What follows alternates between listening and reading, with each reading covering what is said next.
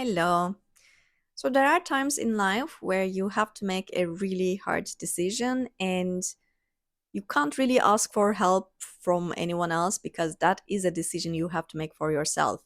And it's not just that the other people don't want to take responsibility for it, it is something only you can know what you want to or what you should be choosing. And when the options are not so like black and white, like you are getting different things and you are suffering from different things on whatever you choose, it is really hard to pick a favorite. And I am in such a junction in my life, and the topic is to which cancer treatment I should take.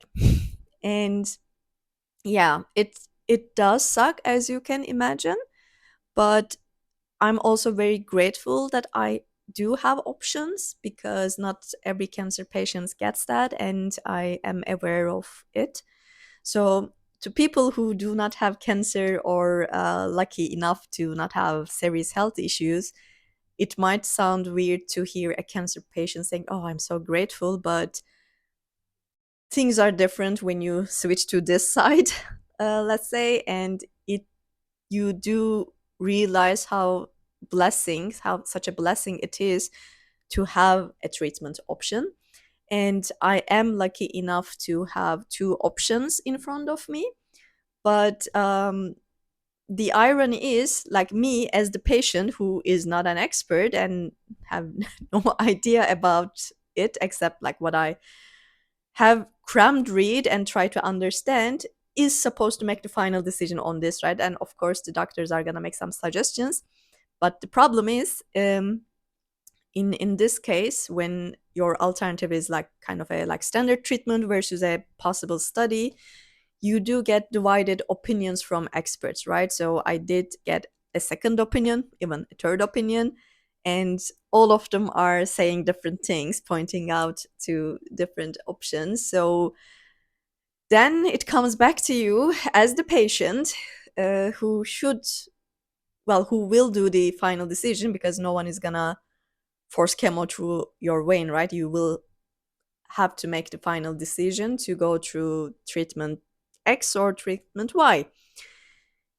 Yeah, and it feels such ridiculous, such weird to be making that decision, to be honest. And I am at the juncture to decide, okay, like, and the parameters that goes into it, like, goes from like very serious to like very ridiculous. So for example, on one hand it is like, okay, this is a more established chemotherapy, so probably, of course, nothing is guaranteed, but if you get this, chances are, assuming you are able to endure it, there's a higher chance that it will be more effective.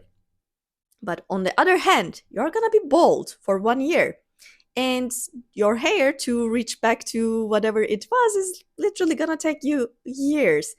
And should I remind you that you have just been recently heartbroken, betrayed, and you kind of wanted to have that like revenge body restructure phase, and you are gonna go into other direction to looking bold and probably worst in your life. So yeah, and it is a hard decision, and I sincerely wish that no one is ever have to make such decisions. No one ever finds themselves in a position where they have to select which kind of harsh treatment um, they have to get better. But it is what it is, and yeah, I just hope that the future me, when the future me watches this video or sees this clip or whatever, is just like smiling and saying, "Oh, I was so anxious back then, but I did end up having the best option for me." So yeah, and if not, well, sorry, future me. I'll just trying to do the best decision I can with the information available to me at the moment, and the, well, emotional situation, mental situation I'm in right now, I'm really doing my best. So I hope it works out for us.